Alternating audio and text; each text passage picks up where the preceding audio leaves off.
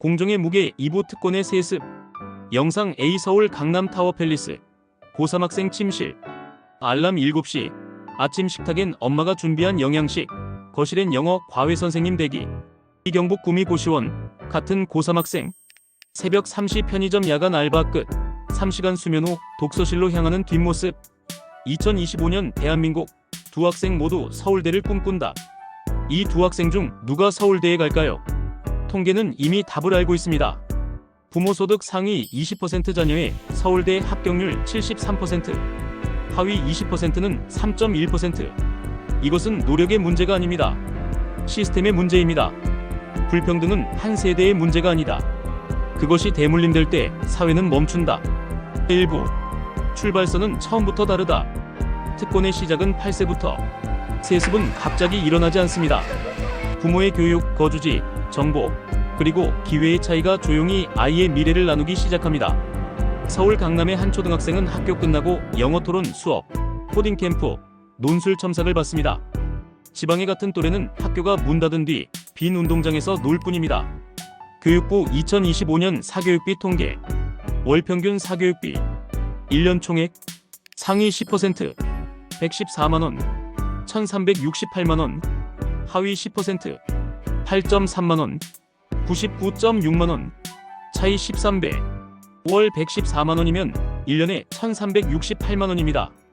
이 돈이면 영어 수학 10일 과외주 3회, 논술학원 입시 컨설팅, 해외 어학 연수 1회. 반면 월 8.3만원이면 인터넷 강의 12개 정도. 차이는 돈이 아닙니다. 정보, 기회, 그리고 미래 설계 능력 자체의 차이입니다. 솔직히 학교 선생님도 못 알려주는 게 있어요. 어느 학원이 좋은지, 언제 뭘 준비해야 하는지. 부모님이 아는 게 많으면 그냥 다 해결돼요. 2부 대학 입시는 이미 끝난 게임. 스펙의 시대, 부모의 시대. 한국의 입시는 더 이상 개인의 싸움이 아닙니다. 그 뒤에는 부모의 시간, 자금, 정보, 그리고 배경이 있습니다. 서울대 신입생 2024년 소득 분포. 서울대 입학본부. 상위 20% 소득층 자녀 73%, 중간 60% 23.9%, 하위 20% 3.1%. 같은 세상에 살아도 어떤 아이는 학원 셔틀버스에 오르고 어떤 아이는 편의점 야간 아르바이트를 합니다. 입시 제도는 공정이라 말하지만 공정은 이미 출발선에서 끝나 있습니다. 특목고자사고 출신 서울대 입학 비율 41%, 일반고 출신 59%. 하지만 전체 고등학생 중 특목고자사고 비율은 7%, 7%의 학생이 41%의 자리를 차지합니다. 이게 공정입니까? 3부 전문직의 문은 이미 닫혀있다. 의사의 아들은 의사, 변호사의 딸은 변호사, 의사, 판사, 검사, 교수. 이른바 상층 전문직의 상당수가 이미 부모로부터 진입로를 물려받는 구조로 변했습니다. 의사 세습 통계 보건복지부 2024. 2014년 부모가 의사인 신규 의사 비율 27%, 2024년 42%, 2034년 예측 60% 이상. 10년 전엔 27%였습니다. 지금은 42%, 10년 뒤엔 60%를 넘을 겁니다. 이건 단순한 직업 선택이 아닙니다. 진입 자격이 부모로부터 상속되는 겁니다. 법조계 출신 분석 법학전문대학원 협의회 2025. 로스쿨 입학생 중 부모가 법조인 37%, 상급 로펌 취업자 중 법조인 자녀 51%. 조선시대 양반 신분이 세습됐듯이 21세기 대한민국에서는 전문직이 세습되고 있습니다. 부모님이 의사라 정보가 달랐어요. 어떤 과목을 어떻게 공부해야 하는지, 면접에서 뭘 물어보는지 아는 것만으로도 엄청난 차이죠. 솔직히 불공정하다고 생각해요. 근데 저도 그 혜택을 받은 사람이니까. 4부 보이지 않는 인맥의 힘, 권력, 정보, 문화까지 대물림된다. 한국노동연구원 보고서 2025. 부모의 사회적 자본이 높은 가정일수록 자녀의 취업 성공률이 3배 이상 높다. 공기업 인턴, 국책연구기관 RA, 대기업 인턴.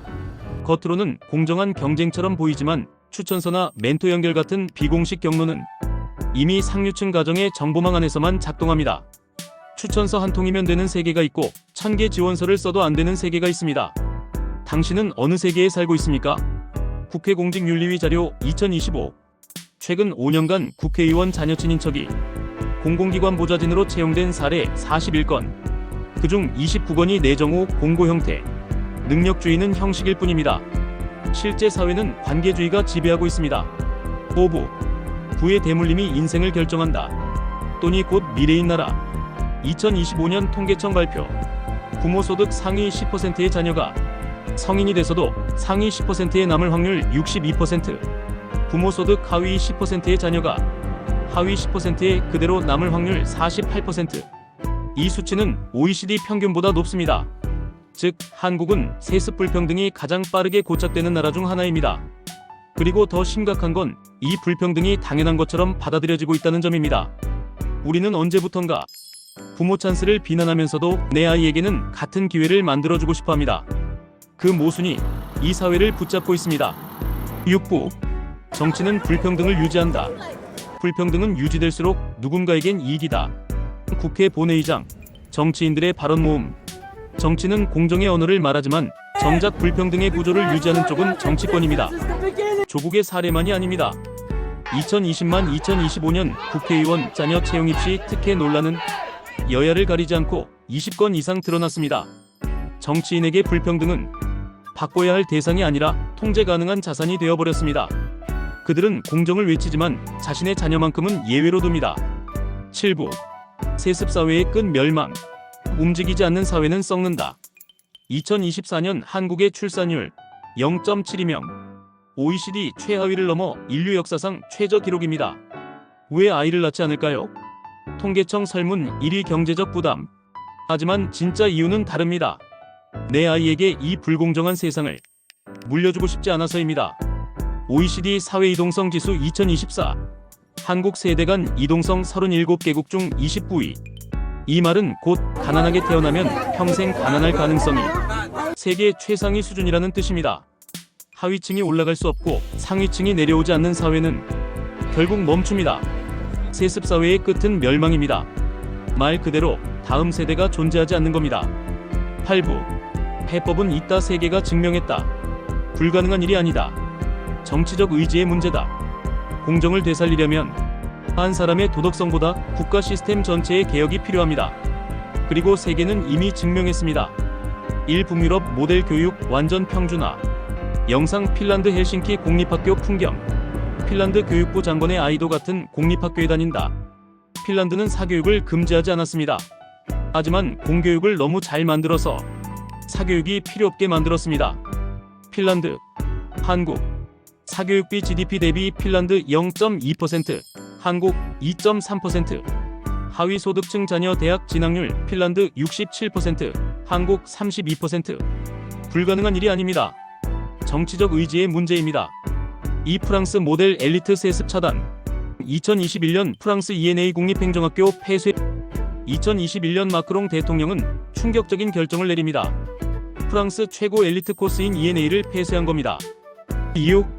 특권층 자제만 들어가는 학교가 돼버렸기 때문. 자기 출신 학교를 폐쇄한 대통령. 이것이 진짜 공정개혁입니다. 한국은 언제쯤 서울대 의대 출신이 서울대 의대를 개혁할 수 있을까요? 한국에 필요한 세 가지 핵심 개혁. 1. 세습방지 세제. 증여상속세 회피 수단법인 우회, 신탁 전면 차단. 부의 대물림 누진세 강화. 2. 채용과정 완전 투명화. 공공기관 인턴 정규직 추천제 전면 폐지. 블라인드 채용 실질화 친인척 채용 시 처벌. 3. 교육 격차 해소. 지방학생 의대로 스쿨쿼터제 확대. 저소득층 무상 사교육 바우처. 공정은 한 사람의 양심이 아니라 모두가 믿을 수 있는 시스템으로만 존재할 수 있습니다. 9부. 다음 세대를 위한 선택. 세습의 고리를 끊을 수 있을까? 아이들이 뛰어노는 공원, 희망적인 분위기. 우리는 이제 선택의 기로에 서 있습니다.